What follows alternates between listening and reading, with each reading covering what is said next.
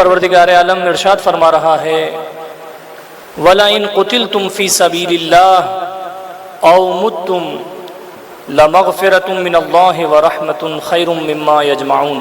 اس آیت کریمہ میں پروردگار عالم نے اللہ کے راستے میں جو جہاد کرتے ہوئے قتل کر دیے جاتے ہیں ان کا بھی ذکر کیا ہے، اور جو اپنی ذمہ داریاں اپنے فرائض انجام دیتے ہوئے آدھی موت جو ہے وہ مر جاتے ہیں اللہ کے راستے میں چلتے ہوئے، ان کا بھی ذکر کیا ہے۔ اور دونوں کے لیے کہا ہے مغفرت ہے اللہ کی طرف سے اور اس کی رحمت ہے، اور یہ یقیناً اللہ کی رحمت اور اس کی مغفرت ان لوگوں کے جو لوگ جمع کر رہے ہیں بہت ساری دنیا کی چیزیں، اس سے بہتر ہے۔ ترجمے میں ضمناً یہ بات کہی، پھر سے الگ سے کہہ دیتا ہوں کہ ایک تو وہ افراد شہید کہلاتے ہیں اور ہوتے ہیں کہ جو جہاد کرتے ہوئے اپنی جان قربان کر دیتے ہیں دین کے لیے، ملت کے لیے، اللہ کے راستے میں قتل کر دیے جاتے ہیں۔ دوسرے اور بھی بہت سارے افراد ہیں کہ جن کو شہداء کا درجہ ملتا ہے، انہی میں سے وہ افراد کے جو اپنی ذمہ داریاں اپنے وظائف کو انجام دیتے ہوئے اس دنیا سے گزر جاتے ہیں، وہ بھی شہید کا درجہ رکھتے ہیں۔ لہٰذا ہم جہاں بھی ہیں، جس حالت میں بھی ہیں، اپنی ذمہ داریوں پر عمل کرنے کی ضرورت ہے۔ ہر جگہ جہاں بھی رہتے ہیں وہاں اپنی ذمہ داریوں کو سمجھا جائے اور ان پر عمل کیا جائے۔ ایک دو باتیں جو ہے وہ امام خمینی رحمۃ اللہ علیہ کے حوالے سے،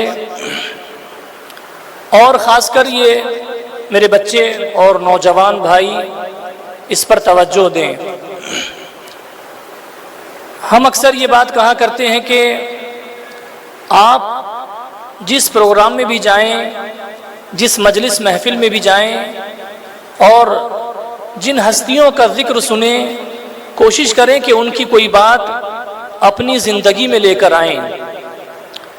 امام خمینی رحمۃ اللہ علیہ نے اتنا بڑا عظیم کارنامہ انجام دیا ہے، اگر آپ ان کی زندگی کو پڑھیں، علماء سے پوچھیں، جاننے والوں سے پوچھیں، تو جب انہوں نے اپنے اس مشن کا آغاز کیا ہے تو آپ کے پاس ظاہری اعتبار سے کچھ نہیں ہے، لیکن جس حالت میں اور جس طرح سے تھے وہاں سے آپ نے اللہ کے راستے میں قدم اٹھایا ہے، اور یہ پروردگار عالم کا وعدہ ہے کہ جو بھی اخلاص کے ساتھ، خلوص کے ساتھ، سچی اور صحیح نیت کے ساتھ اس کے راستے میں اپنے اعتبار سے، اپنی حیثیت کے اعتبار سے اٹھتا ہے تو پروردگار اس کے لیے راستے کھول دیا کرتا ہے۔ ورنہ اگر اس وقت یہ کوئی کہتا کہ امام خمینی رحمۃ اللہ علیہ جو ہے وہ اتنا بڑا انقلاب لے آئیں گے تو شاید یقین نہیں ہوتا، لیکن وہ مستحکم ارادے کے ساتھ، مضبوط ارادے کے ساتھ اللہ کے راستے میں کھڑے ہوئے، اور انہوں نے اتنا عظیم کارنامہ انجام دیا کہ جو سوچا نہیں جا سکتا تھا اس وقت۔ لہٰذا جب اللہ کے راستے میں کھڑا ہونا ہو تو آپ کھڑے ہوئیے، یہ جس کا کام ہے وہ مدد کرنے والا ہے، اس پہ بھروسہ کیجیے۔ امام خمینی رحمۃ اللہ علیہ کی زندگی سے اگر ہم درس لینا چاہیں تو بہت ساری چیزیں ہیں ان کی زندگی میں، جن میں سے ایک چیز یہ ہے کہ انہوں نے اپنی زندگی کے تمام کاموں کے لیے وقت معین کیا ہوا تھا۔ بچوں غور سے سنیں، آپ کا ایک ٹائم ٹیبل ہونا چاہیے، آپ کس وقت کیا کر رہے ہیں یہ آپ کے لیے مشخص اور معین ہونا چاہیے۔ آپ کتنا کھیلتے ہیں، کس وقت پڑھتے ہیں، کس وقت کھاتے ہیں، کس وقت دوستوں کے ساتھ جاتے ہیں، ان تمام چیزوں کے لیے آپ کے پاس منظم وقت ہونا چاہیے۔ آپ کے امور، آپ کے کام منظم ہونا چاہیے، ایک ٹائم ٹیبل کے تحت ہونا چاہیے اگر کامیابی چاہنا ہے۔ امام خمینی رحمۃ اللہ علیہ کی زندگی میں نظم امور، کاموں کو اپنے وقت کے ساتھ انجام دینا بہت زیادہ پایا جاتا تھا۔ چنانچہ یہاں تک آپ کے بارے میں ملتا ہے کہ اگر کسی کو یہ جاننا ہو، کوئی اگر یہ سمجھنا چاہتا ہو کہ اس وقت امام خمینی رحمۃ اللہ علیہ کیا کر رہے ہوں گے، تو اس کو ان کو دیکھنے کی ضرورت نہیں پڑتی تھی، صرف ٹائم دیکھ لے کہ اس وقت ٹائم کیا ہو رہا ہے، اور ٹائم سے اندازہ لگ جاتا تھا کہ اس وقت وہ کیا کر رہے ہوں گے، کہاں پر ہوں گے اس وقت وہ۔ لہٰذا اپنے کاموں کے لیے ٹائم بنائیے۔ بہت سارے لوگوں کے تو نہ سونے کا ٹائم ہوتا ہے اور نہ اٹھنے کا ٹائم ہوتا ہے، یہ زندگیوں کو بیکار کرنے والی چیز ہے۔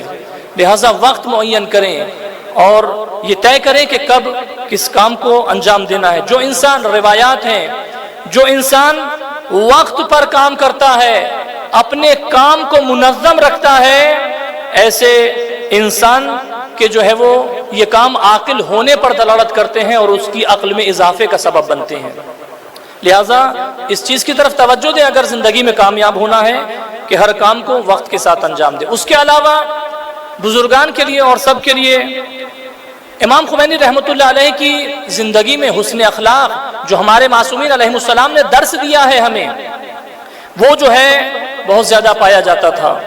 آپ جس سے بھی ملتے تھے، جس کے سامنے بھی پیش آتے تھے، بہترین طرح سے اس کے سامنے پیش آتے تھے، سلام میں پہل کرنے والے تھے۔ یہ ہمارے ائمہ معصومین کی سیرت ہے۔ اس کے علاوہ آپ کی زندگی میں زہد اور سادہ زیستی، سادہ زندگی تھی، اتنی سادہ زندگی تھی کہ جب بہت سارے ملکوں سے بڑے بڑے افراد آپ سے ملنے کے لیے آتے تھے تو ان کے ذہنوں میں ایسا ہوتا تھا کہ جس جگہ امام خمینی رحمۃ اللہ علیہ رہتے ہوں گے وہ بہت بڑا محل ہوگا، بہت عالیشان قصر ہوگا، اور وہ یہی خاکہ اپنے ذہنوں میں بنائے ہوا کرتے تھے۔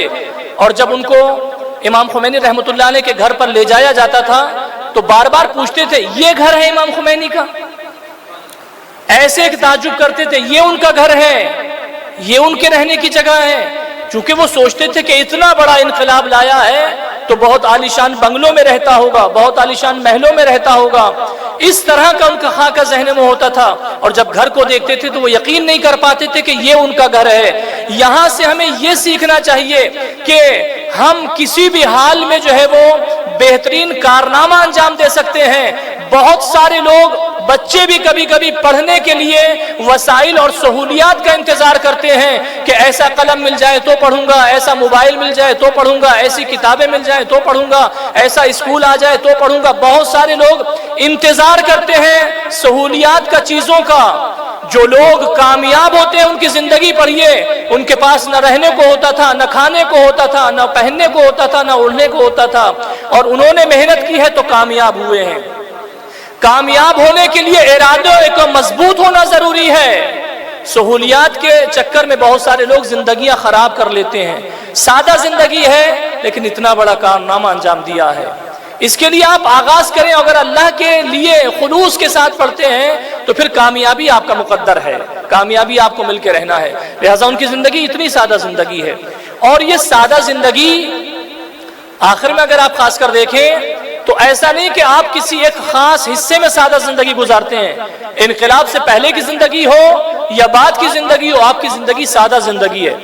بہت سارے لوگوں پر سادگی گویا زبردستی تھوپی ہوئی ہوتی ہے، حالات میں ان کے اوپر زبردستی تھوپی ہوئی ہوتی ہے، لیکن جو اللہ کے خاص نمائندے اور بندے ہوتے ہیں وہ سادگی کو جان بوجھ کر اختیار کرتے ہیں، اپنی مرضی سے اختیار کرتے ہیں۔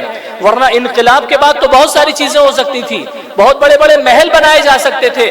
بھائی انقلاب سے پہلے کی زندگی دیکھیں تو سمجھ میں آتا کہ سادہ زندگی تھی، لیکن انقلاب کے بعد تو سب کچھ تھا نا ان کے پاس حکومت تھی، ان کی ایک بات سے جو ہے وہ دنیا کانپ جاتی تھی، وہاں پہنچ چکے تھے، تو پھر تو آپ کو ایک سادہ زندگی سے باہر نکل جانا چاہیے تھا، لیکن نہیں۔ جو اللہ کے بندے ہوتے ہیں وہ زہد اور سادہ زندگی کا اور سادگی کا دامن نہیں چھوڑتے ہیں۔ لیکن متاسفانہ بہت سارے کم ظرف افراد ایسے ہوتے ہیں، کم ظرف افراد کہ ذرا سا کچھ ملتا ہے تو وہ اسراف والی زندگی پہ چلے جاتے ہیں۔ لہٰذا اس چیز کا جو ہے وہ خیال رکھنے کی ضرورت ہے کہ آپ نے زندگی بہت سادہ گزاری ہے۔ لہٰذا ان بزرگ ہستیوں کی زندگی سے، ان شہداء کی زندگی سے ہمیں درس لینا چاہیے۔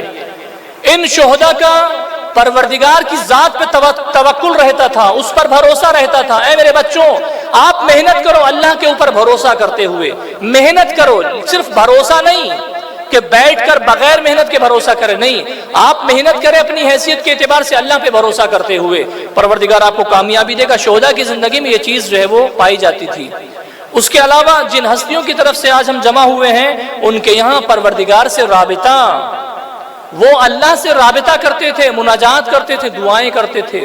اپنی زندگی سے کچھ وقت نکالیے اللہ سے رابطہ کرنے کے لیے، اللہ سے گفتگو کرنے کے لیے، اللہ سے باتیں کرنے کے لیے۔ اس کو اپنے درد بتائیے، اپنی باتیں بتائیے پروردگار کی بارگاہ میں۔